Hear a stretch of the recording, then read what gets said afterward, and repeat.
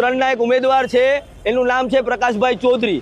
એ થોડાક સમય પહેલા તો એ માંડવીથી આવેલા છે। આમ આદમી પાર્ટીની નીતિ જ છે બહારથી લોકોને લાવવાના, વિચારધારા બહારની, ફંડિંગ બહારથી, ઉમેદવાર બહારનો, બરોબર। અને એ પ્રકાશભાઈ ચૌધરી થોડાક સમય પહેલા માંડવી ખાતે રહેતા હતા, ત્યારે ક્રિશ્ચિયાનિટીનો પ્રચાર કરતા હતા, હાલુલિયા કરતા હતા, ત્યારે એન્થોની હતા।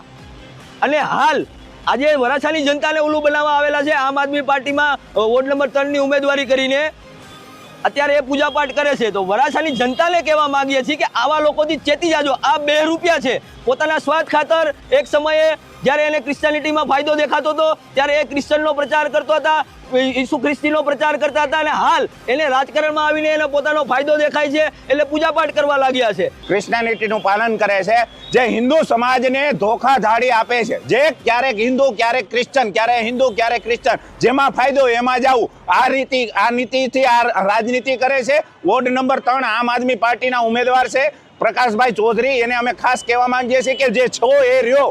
આજે પબ્લિકને તમે ક્રિશ્ચન બનીને, હિન્દુ બનીને ઉલ્લુ બનાવો, કાલે પછી પોતાના પક્ષમાં જઈને ક્રિશ્ચન બનીને પબ્લિકને ઉલ્લુ બનાવશે, તો આવા ધોખાધાડી કરવા માટે, હિન્દુ સમાજના વોટ લેવા માટે અને માત્ર ને માત્ર ગલત નેરેટિવ ફેલાવીને આ લોકોને ભ્રમિત કરીને આવી રીતે વોટિંગ લેવું એ ગલત વાત છે, ખોટી વાત છે। આ ભારત દેશ છે, સાંપ્રદાયિક દેશ છે, આમાં બધાને લડવાની છૂટ છે,